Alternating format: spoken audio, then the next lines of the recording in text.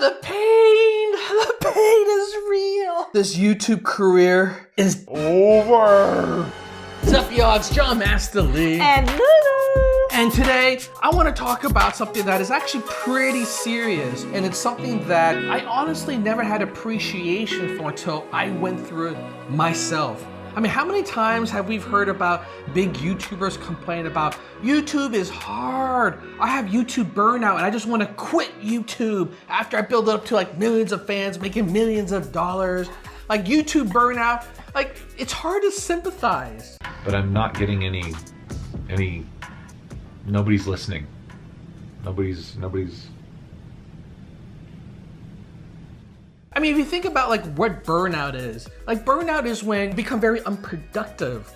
And those are the kind of things that you typically hear about, like how people are stuck in the corporate world and why they sometimes just quit their jobs to go start up their own company to like chase their dreams. But what if YouTube was your dream and you still run into the same problem? I'm like, I don't sympathize. That's how I felt. Oh my God. Right? Because like if you're already chasing your dreams and you can't figure out how to make it work and you like make thousands of dollars every time you post a video, I'm like, no, you shouldn't have a right to complain. That is until my injury.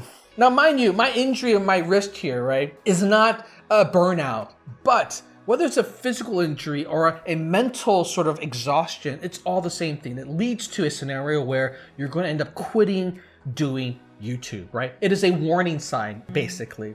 And for me, the problem with my wrist here, right, is it's been ongoing. This is actually not the first time I've had carpal tunnels, plus other type of wrist injuries. All right, so my problem is that I have pain here. The part that kind of comes into this area here, that's more of your carpal tunnel. On this side, there's also a thing called the cubital tunnel. So it's your ulnar nerve as opposed to your median nerve, which is more this side.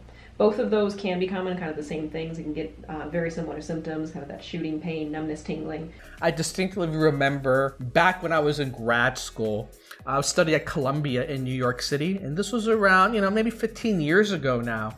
And I just had a laptop and I would just be on the computer all day in class and then after class.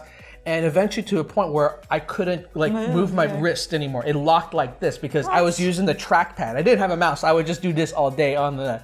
And I had to go to a doctor and I had to get a splint on it and I couldn't use my hand for 6 months. Oh my God. Yeah, it was a very long time. I learned to use my left hand. I had some excuses with it, like class where I could take more time to do tests. Maybe actually that's the reason why I had it on longer. So I'd have to hold the pencil like, I need more time for the test, teacher. But yeah, that was the first time. And this time it feels bad. It feels really, really bad. Well, the story you told me, because you used to play badminton. I've hurt my wrist many times over my childhood. I broke my wrist once as a kid playing soccer. I hurt it again when I was playing tennis. So I think I'm prone to this problem and I should take better care of it, but I haven't. And now, I went to see a doctor the other day and the doctor basically said, thankfully that this kind of injury, which is nerves being pinched, is not permanent. There's swelling that's basically in your wrist and you have to wait for the swelling to go down. You have to let it heal. Otherwise, you're gonna have to start doing steroid injections, which honestly sounds really, really painful. Or even worse, surgery. Heard scenarios where surgeries don't go well then, in which case your good hand is now forever. No. Well, that's why I have you, Lulu. I don't need this hand. Hey, All right. are Children are watching. How did this happen? What I really wanted to make sure people understand and what we're going through, because we're very transparent about what it takes to become big on YouTube. And I think it's important to see that if you aren't adapting to a style that is sustainable, you will ultimately fail at YouTube too. YouTube is not a sprint, it is a marathon. And my problem was that over the past year, I was on this experiment. I wanted to prove like how many videos I could post up over this past year. I did this full time. I posted every single day. I worked every single day, about 12 hours a day. We did not take a vacation December at all. Lulu worked through that. I worked through that, even through Christmas, even through Thanksgiving. It was just nonstop. Thinking that I would take a break in January. And boom, AGT came out. AGT Champions. It's now in January. And I knew I had to cover that because a lot of people tuned in because they loved our reactions, our commentary with that show. So I said, all right, Lulu, let's just go ahead and do this. Even though I said I was going to cut back. Well, in January, I still posted up 94 videos. Yes. And that's when I started to feel the pain. When February came and America's Got Talent was over, and that's when we knew I had to stop. I said, I'm going to take a week off. The doctor still thinks it could be a couple more weeks. And now I'm remembering from before, it took a long time to recover. So I don't know how to deal with this because in just the first week of not posting on YouTube, Right. our views have plummeted. Hurt. Our revenue has plummeted and it's dropped down to about the same level as what I was making from 6 months ago. So basically all the growth that I've seen in 6 months has disappeared because I didn't post for like 2 weeks. Like that's the kind of scenario of why YouTubers burn out because they realize if they stop for 1 day, 2 days, okay, 3, 4, 5, 6, 10, 20 days, suddenly You're the dying. YouTube algorithm stops recommending your videos and your channel starts dying. And that's the reality. Like you can't keep up with an algorithm. You cannot beat a machine that expects you to crank out a video every day. You could do that for like a year like I did, but to do it for the next 10 years if you want a career, it's unsustainable unless you get a lot of help, one, or you start changing the way you do things. How? That's what we're going to share with people today. Before we do that, Oh, don't forget to subscribe to our channel so that John will have a better wrist. that's right. The more subscribers we have, the more this pain becomes worth it. So in 5 years, Yes. when I basically look like this, one arm, I'm just going to say it was worth it. All right. So this is what I think we have to do, Lulu. This is not just a temporary scenario because I know the problem is going to come up again. So the first thing I realized that I have to do is that I need help. I need more and more help from you. I need more help from the editor. This is why I have become more and more adamant that this channel's growth in its future is really dependent on you. Like we cannot sustain this. 2 people could do it. I mean, forget about even just my wrist. We literally had to go to Costco to buy these glasses because my eyesight is shot. I'm staring at the computer so often that when I go outside now and I look around, it honestly feels like I'm in a dream state. Like my eyes cannot focus on anything out there for like an hour or two. Right. It almost feels like I'm half awake, half asleep throughout the day. And it's just a horrible feeling.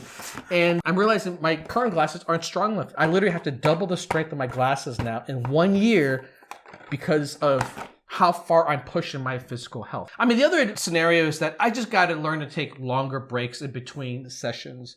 Like right now, I actually tried to get back on the computer the other day and I would work for about an hour and my wrist would start to feel pain again, right? So I think before I even get to this point in the future, I just need to take like half an hour breaks. So, I think ultimately this channel has to evolve. It has to evolve, one, because I think if we want to get to 1 million subscribers, we need to use a very different approach. But now I have to really think about like doubling down on one thing, which honestly is actually the smarter business strategy. Focus is always better. But I like experimenting with a lot of different things. And I'm not quite done with all my experiments yet. So I'm trying to figure out how to let go of that and just, do one thing and just grow that. I'm a big believer in the hustle culture. Like it's a culture that's developed over the last couple of years. If you follow someone like Gary Vee, he's big into that, which is like grind, grind, grind. Go all in. And then the grind don't stop, John. Sleep is for the weak. It's hustle culture, you all. People get burned out because they want it too fast. Or they care about other people watching them.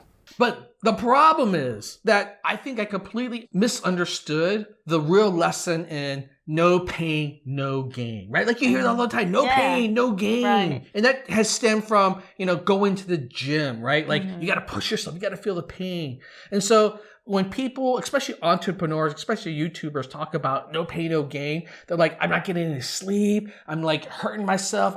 It's like the wrong kind of pain. Pain is necessary to actually grow. People who work out are talking about is that you're trying to shock the muscles. Pain. You're trying to push it to the point where your muscles get sore because after that they rebuild and they rebuild stronger. But you then give your muscles rest.